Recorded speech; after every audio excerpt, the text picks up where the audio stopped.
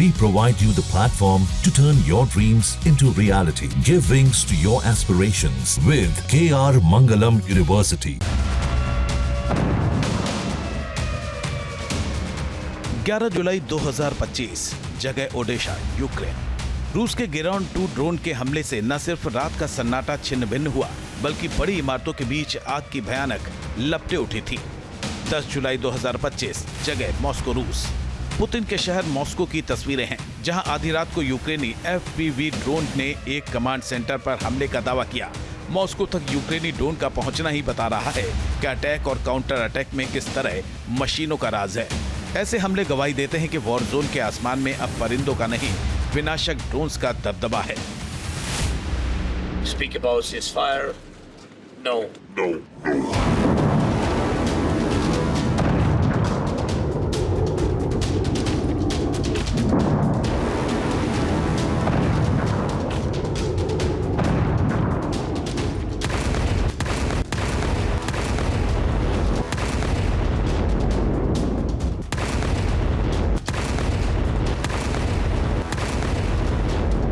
ये महायुद्ध का ऐसा मैदान है जहां दुनिया रोबोटिक वॉरफेयर का खौफनाक चैप्टर देख रही है।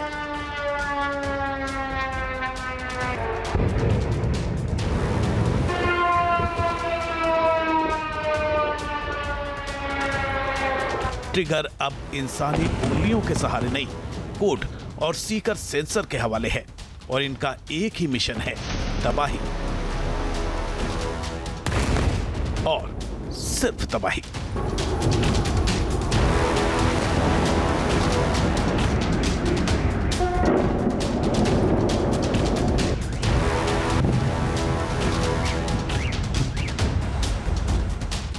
इस युद्ध ने दिखा दिया कि रोबोटिक आर्मी से युद्ध कितना भयावह हो सकता है।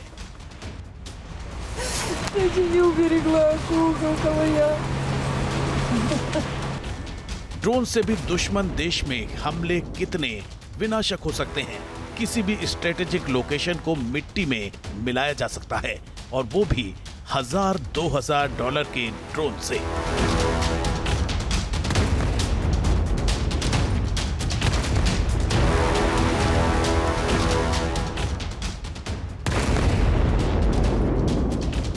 थोड़े से पैसों से एक बिलियन एंड बिलियंस वाले बड़े बड़े हथियारों को तबाह करने का काम ड्रोन्स ने किया है, और अब ये दोनों तरफ से जारी है। ड्रोन वॉरफेयर जो इनिशियल फेजेस में जो आपको जो एज देगा, वो सुपीरियॉरिटी देगा, वो तो देगा ही, लेकिन जो बाकी जो कन्वेंशनल वॉर फाइटिंग मशीनरी है वो तो रहेगी। हाँ, उसमें चेंजेस होंगे, उनको अडेप्ट करना पड़ेगा टेक्नोलॉजी के साथ। ये है ईरानी कामिकाजे ड्रोन शाहेद 131, जिसे रूस में गेरान 1 के नाम से जाना जाता है, और इसी का जोड़ीदार है शाहेद 136। इसे रूस ने नाम दिया गेरान 2। रूस के लिए ये दोनों गेरान ड्रोन बड़े गेम चेंजर बनकर उभरे हैं। रूस यूक्रेन के खिलाफ युद्ध में ईरानी शाहेद 136 का बखूबी इस्तेमाल कर रहा है।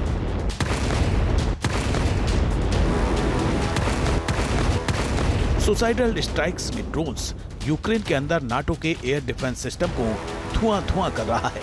3 साल से चल रही जंग में जिन हथियारों का इस्तेमाल साल भर पहले तक सीमित था, अब वहां सुसाइड ड्रोन्स वॉर के ब्रह्मास्त्र बन गए हैं।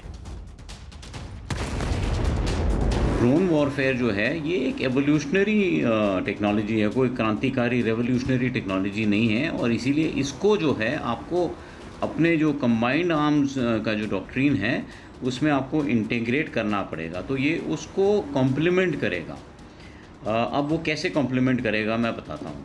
जैसे आपके पास जो टैंक्स हैं वो इसको यूज़ कर सकते हैं रिकॉनेसेंस के लिए, काउंटर ड्रोन के लिए।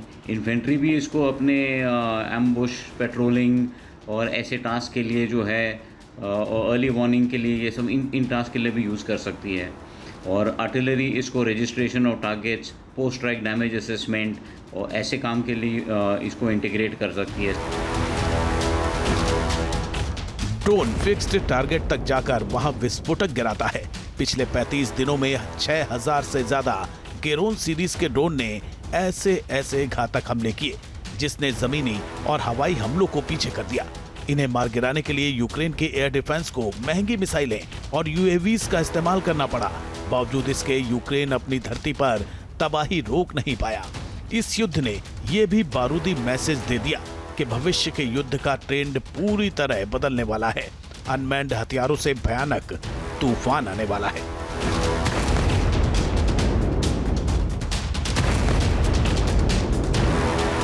रूसी सेना के बेड़े में बहुत जल्द एडवांस कॉम्बैट ड्रोन शामिल होने वाले हैं। फाइनल असॉल्ट की रणनीति के तहत 4 ऐसे एडवांस और high tech strike drone electronic warfare में आ रहे हैं, जो अनमैन्ड एयर डोमिनेशन की परिभाषा ही बदल देंगे, या यूं कहें फ्यूचर वॉर का सीन ही पलट देंगे। राष्ट्रपति पुतिन की ड्रोन स्ट्राइक फोर्स जिन 4 खतरनाक ड्रोन्स को शामिल करने वाली है, उसमें पहले नंबर पर है S-70 Okhotnik B strike drone. Combat drone की दुनिया में इसे हंटर के नाम से जाना जाता है।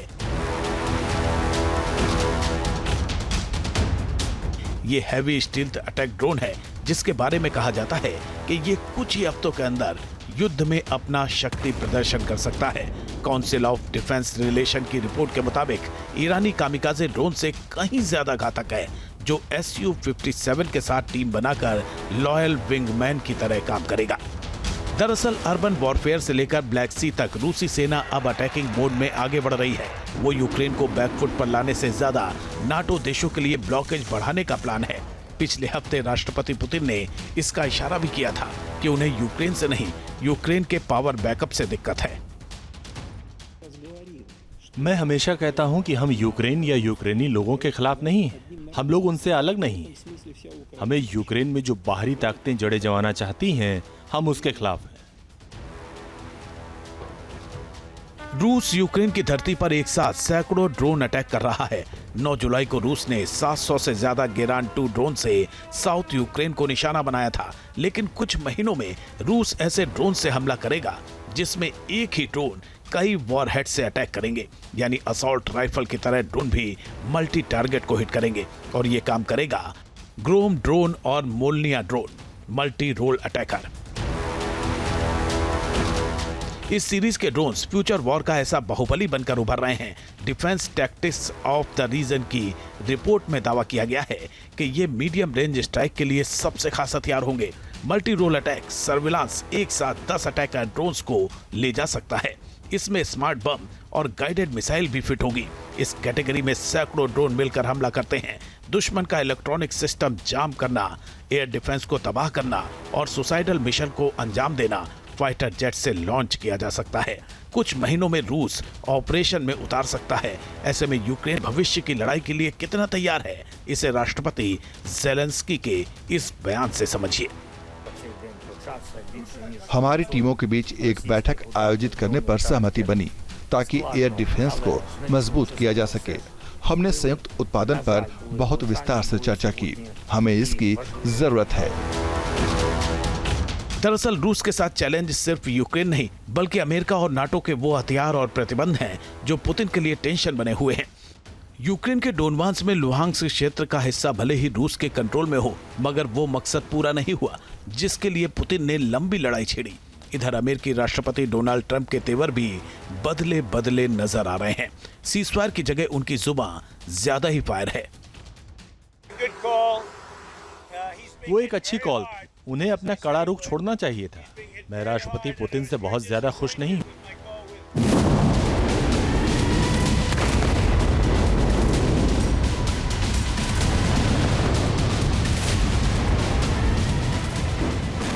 ताकत और वर्चस्व की ये लड़ाई अब पूरी तरह से अनमैन्ड हथियारों की लड़ाई बन गई है, जिसमें अब भी ज्यादा घातक होंगे हमले। कीव को घुटने पर लाने के लिए पुतिन जिन महाविनाशक ड्रोन्स को उतारने वाले हैं, उसके तूफान को रोक पाना यूक्रेन तो क्या, यूरोप के ट्राइका, फ्रांस, ब्रिटेन और जर्मनी के लिए आसान नहीं होगा। धधकता कीव, खंडहर बनता लुहांस्क और तबाह होता खार्किव। पिछले 3 महीनों से यूक्रेनी शहरों में रूस ने सबसे ज्यादा ड्रोन हमले किए। जो युद्ध आर्टिलरी और रॉकेट फोर्स के अटैक के साथ शुरू हुआ, उसमें अब अनमैन्ड हथियारों की बौछार ज्यादा दिखाई देती है।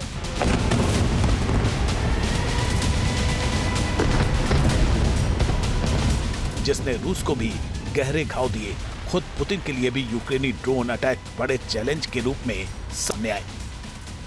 ऐसे भी समय आए जब यूक्रेन के पास और हथियार बहुत कम पड़ गए थे, तब उसने अपने ही यहाँ बनाए हुए ड्रोन या नेटो से लिए गए ड्रोन से लड़ाई के अंदर अपने आप को बनाए रखा और उन्हीं ड्रोन्स की वजह से ही वो रशिया के स्ट्रेटेजिक बॉम्बर्स को भी नष्ट कर पाया।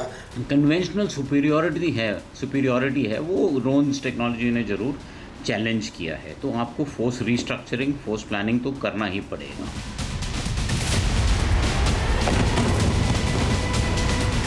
रूस के लिए सबसे बड़ा चैलेंज तो तब आया था जब यूक्रेन में तुर्की के TB2 ड्रोन ने उसे टैंक का कब्रिस्तान बना दिया था।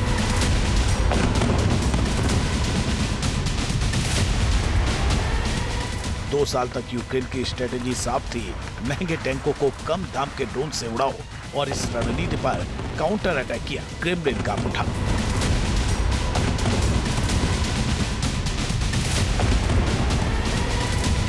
वो तारीख जब बर्फिस्तान में बने रूसी एयरबेस FPV ड्रोन अटैक से अचानक दहलने लगे, वो ऑपरेशन था स्पाइडर वेब। इस ऑपरेशन की खास बात यह है कि इसमें किसी लेटेस्ट या महंगे मिलिट्री सॉफ्टवेयर का नहीं, बल्कि लगभग 20 साल पुराने एक open source auto pilot system का इस्तेमाल किया गया।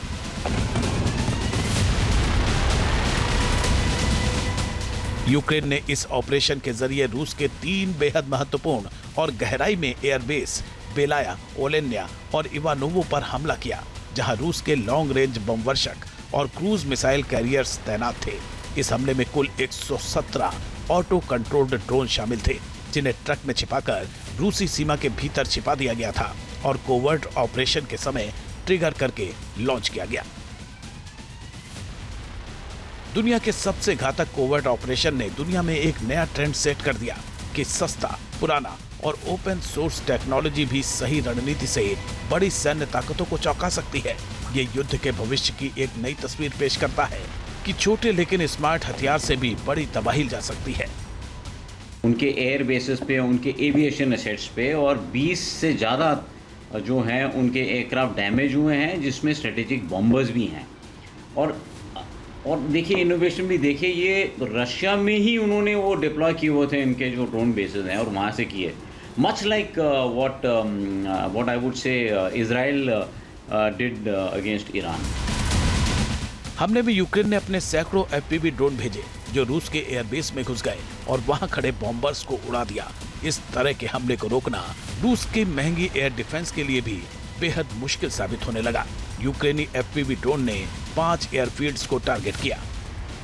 एंगल्स एयरबेस, शायकावका, मोजदोक, इंगोशेटिया का military zone, Aurel airfield. Tu-95 और Tu-22 M3 जैसे बॉम्बर खड़े थे जिनका इस्तेमाल रूस यूक्रेन पर मिसाइल हमलों के लिए करता है। यूक्रेन ने दावा किया कि इन हमलों में 40 बॉम्बर को नुकसान या पूरी तरह तबाह कर दिया गया। इस हमले से पुतिन इस कदर गुस्से में आ गए कि उसके बाद ड्रोन से जवाब देने लगे और यूक्रेन को खंडहर बनाने के लिए पूरी रोबोटिक फोर्स को मोर्चे पर उतार दिया।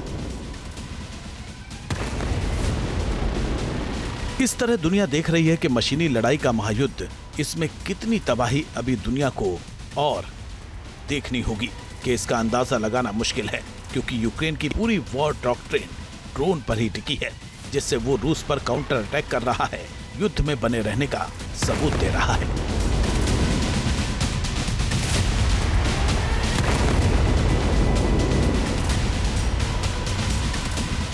3 जून 2025 क्रीमिया में अंडर वाटर अटैक।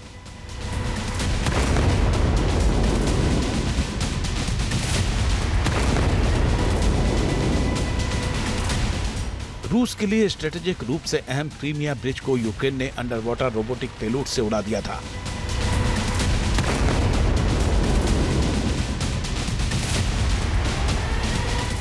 युद्ध में यह अपनी तरह का पहला हमला था जो पानी के अंदर से अंजाम दिया गया था। करीब 1100 किलो TNT विस्फोटक का इस्तेमाल किया गया था। यह रूस को क्रीमिया से जोड़ने वाला रणनीतिक और व्यापारिक रूप से अहम ब्रिज है, जिसे केर्च स्ट्रेट ब्रिज भी कहा जाता है। यूक्रेन ने हमला कर यूक्रेन तक पहुंचने का रास्ता ब्लॉक कर दिया था। यहां से रूसी सेना ओडेशा में एंट्री करती थी।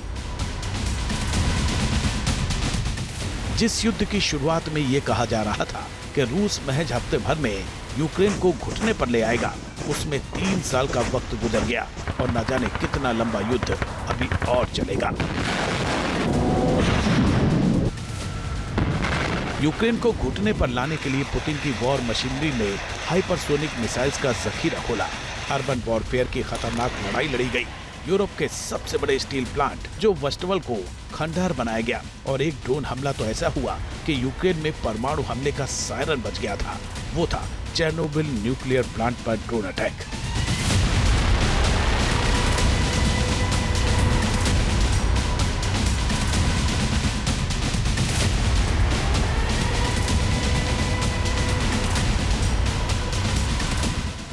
जब न्यूक्लियर रिसाव से डरी दुनिया,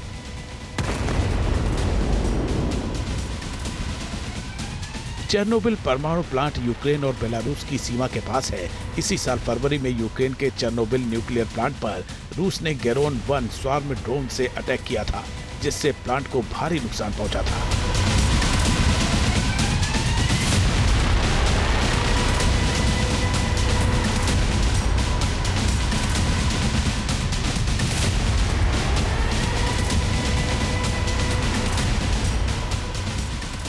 इससे रेडिएशन फैलने के खतरे ने यूरोप को खौफजदा कर दिया था।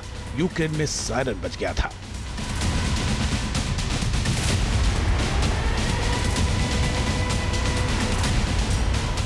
चेर्नोबिल का नाम सुनते ही आज भी दुनिया के लोग डर से कांप उठते हैं, क्योंकि 39 साल पहले यहाँ जो परमाणु त्रासदी हुई थी वो मानव इतिहास की सबसे भयानक घटनाओं में से एक थी।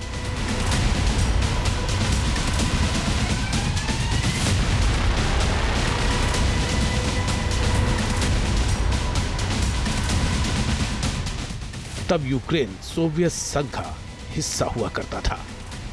तब यही था चेर्नोबिल न्यूक्लियर प्लांट जहां हादसा हुआ था और हजारों लोग मारे गए थे। पूर्वी यूरोप के कई देशों में रेडिएशन हवा में फैल गया था। वैसा ही डर इस युद्ध में पसरा, और वो भी ड्रोन अटैक से।